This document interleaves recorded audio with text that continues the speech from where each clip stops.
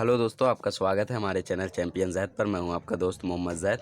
और दोस्तों, पिछले लेक्चर में हम लोग ने एक बहुत ही बढ़िया सा चैप्टर पढ़ा, उपास। और आज हम लोग पढ़ने वाले एक स्थूल वाचन, मोठे हो तसलेल्या मुलानो। तो आप लोग जानते हैं कि स्थूल वाचन से सिर्फ दो टाइप के प्रश्न आते हैं, स्वमत और टीपा लिहा। और पैराग्राफ आपको नहीं मिलने वाला है, तो स्थूल वाचन को ज़्यादा बारीकी से समझे। तो यहाँ पे डॉक्टर अनिल काकोडकर एक पत्र लिख रहे हैं, मोठे होत असलेल्या मुलानो। डॉक्टर अनिल काकोडकर अणुशास्त्रज्ञ मतलब एटॉमिक साइंटिस्ट थे, तो बहुत ही महान ये डॉक्टर थे। तो चलिए शुरू करते हैं लेसन। या पत्रातून मी तुम्हाला माझे बार्कमधील 2 अनुभव सांगणार आहे। मला खात्री आहे माझे 2 अनुभव तुम्हाला अधिक अभ्यास करून तुमच्या भूमिका निश्चित करायला मदत करील। अभी जो डॉक्टर अनिल काकोडकर हैं वो ये पत्र लिख रहे हैं। इवेंचुअली ये पत्र हम ही लोग को लिखा जा रहा है दोस्तों, और वो हम ही से कह रहे हैं कि मैं ये पत्र से तुम्हें अपना 2 अनुभव बताना चाहता हूँ। मतलब 2 अनुभव, 2 एक्सपीरियंस बताना चाहता हूँ जब मैं बार्क में था। बार्क मतलब भाभा एटॉमिक रिसर्च सेंटर। और मुझे पता है कि अगर आप मेरी ये पत्र पढ़ोगे तो आपको आपकी भूमिका मतलब आपका क्या रोल है वो निश्चित करने में बहुत मदद मिलेगी।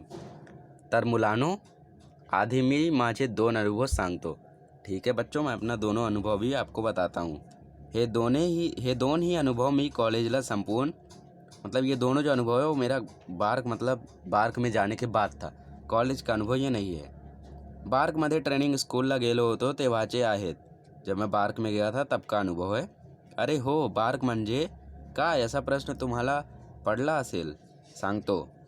आपको प्रश्न आया होगा कि बार्क मतलब क्या, बार्क क्या है। ठीक है मैं ही बताता हूँ। बार्क हे बाबा एटॉमिक रिसर्च सेंटर म्हणजे बाबा अणुसंशोधन केंद्र या नावाचे लघुरूप आहे। मतलब वो कहते हैं बार्क जो है वो भाभा एटॉमिक रिसर्च सेंटर, इसका शॉर्ट फॉर्म है। होमी भाभा यांनी भारतातील अणुसंशोधनाचा पाया घातला म्हणून त्याचे नाव या संस्थेला दिले आहे। होमी भाभा ने जो फाउंडेशन थी, जो बेस था, जो नींव थी, वो फाइंड किया था अणुशास्त्रज्ञ का, इसीलिए उनका नाम इस संस्था को दिया गया है। तर ही बार्क संस्था आता मोठी प्रचंड झाली आहे। मतलब ये अभी संस्था बहुत ही बड़ी हो गई है। पण मी तिथे ट्रेनिंग स्कूलला गेलो होतो तेव्हा ती संस्था सुरू होऊन जेमतेम 7 वर्षे झाले होते। अभी तो ये बहुत बड़ी संस्था हो गई है, लेकिन जब मैं गया था तो इस संस्था को शुरू हुए मात्र 7 साल, अप्रॉक्सीमेटली 7 साल हो गए थे। आम्ही जवळपास 100 मुले मुली होतो। हम लोग लगभग 100 लोग थे। मी ट्रेनिंग स्कूलला असताना डॉक्टर होमी बाबा 3-4 वेळ तिथे आले होते। वो कहते जब मैं ट्रेनिंग स्कूल में था तो उस समय डॉक्टर होमी बाबा 3-4 बार वहाँ पे आए थे। प्रचंड स्फूर्तिदायक व्यक्तिमत्व होता त्याने, मतलब उनका जो व्यक्तिमत्व, जो उनकी पर्सनैलिटी थी वो प्रचंड स्फूर्तिदायक, मतलब हमेशा तैयार रहते थे वो, बहुत ही जोशी थे वो। एकदा आम्ही त्यांनी विचारला, आम्ही इतका मुली मुली आहे इथे, पण सरवाडा पुढे इतका काम कुठे आहे इथे। अब वो कह एक बार उन्होंने डॉक्टर होमी बाबा से पूछा कि हम लोग इतने सारे लोग हैं यहाँ पे, पर सबको काम मिले इतना काम है क्या यहाँ पे। 100 लोग हैं और काम होंगे 30-35, तो सबको काम थोड़ी ना मिल रहा है। तो ये ऐसा प्रश्न उन्होंने डॉक्टर होमी बाबा से पूछा। तुम्ही त्याची काळजी का करता, तुम उसका टेंशन क्यों ले रहे हो। डॉक्टर होमी बाबा ने कहा, तुम्ही सर्वजन संशोधन करत रहा, तुम उसका टेंशन ना लेके रिसर्च करते रहो। त्यासाठी सरकारला किती खर्च येते त्याचा विचार करू नका। मात्र एक करा, तुम्ही सांगितलं नसेल तर आपल्याला कामच नाही असा समजायचा हे चूक आहे। मतलब वो कहते हैं कि आपको उसका टेंशन लेने की ज़रूरत नहीं है। आप रिसर्च करो, और रिसर्च के लिए सरकार को कितने पैसे आते हैं वो सोचो मत। तुम्ही स्वतःचा काम स्वतः निर्माण करा। मतलब जो खुद का काम है वो खुद ही से खोजो, खुद ही खोजो कि आपका क्या काम है, आपको क्या करना चाहिए। आपण काय काम करायचं आहे तुम्ही स्वतःच्या ठरवा। तुम्ही क्या करना है वो तुम खुद निश्चित करो। बॉसने सांगितलं तेवढा काम करायचं आणि ना सांगितलं तर आपल्याला काम नाही हे समजायचं चूक आहे। मतलब वो कहते हैं कि जब बॉस एक ऑफिस में, जब एक बॉस बोलता है कि तुम्हें ये करना है तो आप करते हो, लेकिन जब बॉस ने कुछ नहीं कहा और आप कुछ नहीं करते हो, आपको लगता है कि आपके पास काम नहीं है, तो वो समझना चूक है, गलती है। ही प्रवृत्ति गेली पाहिजे। वो कहते हैं कि ये जो सोच है सबकी वो जानी चाहिए, ये नेचर नहीं रहना चाहिए। तो ये था उनका पहला अनुभव, स्वतःचा काम स्वतः करावे आणि स्वतःचा काम निर्माण करा। बाबांनी सांगितलेल्या हा मुद्दा माझ्या मनावर कोरला गेला। मतलब ये उनके मन में, ये जो उनका पॉइंट था एकदम फिट गया, मतलब बहुत ही अच्छा लगा राइटर को। आणि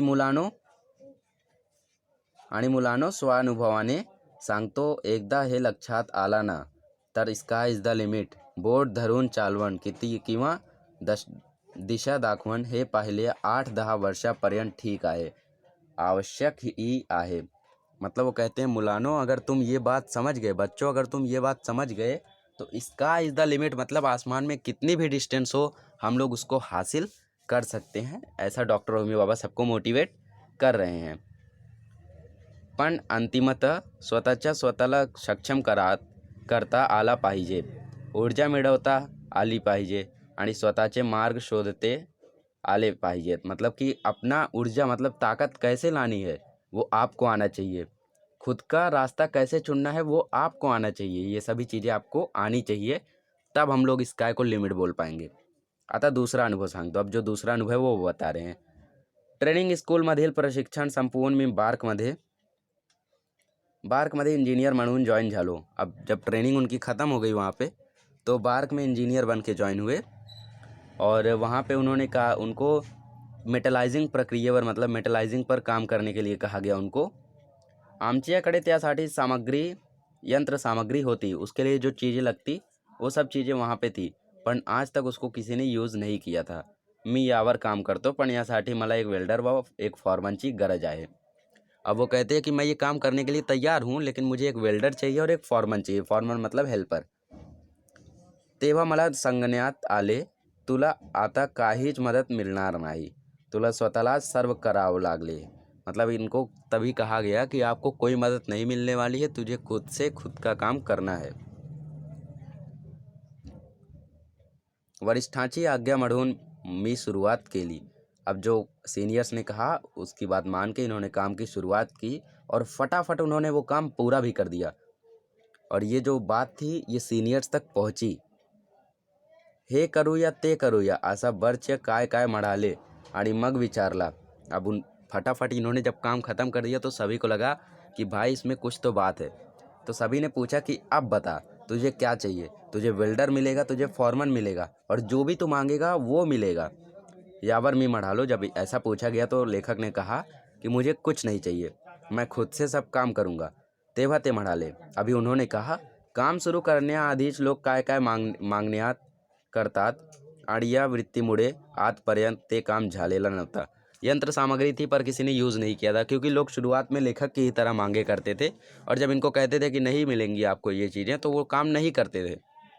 और पहले ही वो इतनी मांगे करते थे और काम नहीं कर पाते थे, इसीलिए आज तक काम नहीं हुआ था. पर लेखक ऐसे थे जिन्होंने कहा कि हाँ ठीक है, आप जैसा चाहते हो वैसा ही करूँगा, मैं आपका काम करूँगा. तो यहाँ पे वो लेखक की थोड़ी सी प्रशंसा कर रहे हैं. मतलब काम शुरू करने के पहले लोग अलग अलग मांगे करते हैं और इस नेचर के कारण आज तक काम हुआ नहीं था. म्हणून आम्ही तुला वेल्डर व फॉर्मल द्यायला नाही म्हणालो होतो, इसीलिए मैंने तुम्हें भी कहा था कि तुम्हें वेल्डर फॉर्मन नहीं मिलेगा. हम लोग परखना चाहते थे कि तुम कर सकते हो या नहीं. मात्र आता तुझ्या हाताखाली पाहिजे तेवढे लोक घे. अब तेरी मदद के लिए उन लोग को मैं तैयार करूँगा. आता ते तुझ्या ऐकतील, कारण त्यांनी पाहिले तू हे करू शकतोस. आणि आता हेही लक्षात घे की एकटा माणूस जास्त काम करू शकत नाही. थोडक्यात काय तर तुम्ही करू शकता हे आधी दाखवा. अब बाबा कह रहे हैं, होमी बाबा जो सीनियर्स हैं वो कह रहे हैं कि एक आदमी बहुत सारा काम नहीं कर सकता है, लेकिन थोड़ा काम तो कर सकता है. और वो थोड़ा काम तुम पहले करके दिखाओ, मग इतराना काम सांगा और फिर उसके बाद दूसरों को काम दो. तुम काम करने के पहले ही दूसरों को काम दे रहे हो तो कैसे होगा. तो सीनियर्स कह रहे हैं अब तुम्हें वेल्डर मिलेगा, फॉरमन मिलेगा और तुम जैसा कहोगे वो वैसा करेंगे, क्योंकि तुमने प्रूफ करके दिखाया है कि तुम में दम है. आपल्याला येत नसताना दुसऱ्यांना काम सांगायला योग्य नाही, और जो काम हमें नहीं आता है वो हम दूसरे को काम दे देते हैं. हा धडा त्या दुसऱ्यात अनुभवून मी शिकलो. और जो काम हम नहीं कर पाते वो हम दूसरे को दे देते हैं, जिसके कारण हमारा काम नहीं हो पाता है. हम वो चीज़ सीख ही नहीं पाते हैं. हमें लगता है कि हमारा फ़ायदा हो रहा है, लेकिन असल में हमारा घाटा होता है, क्योंकि हम दूसरों को काम दे देते हैं तो उसका फ़ायदा हो जाता है.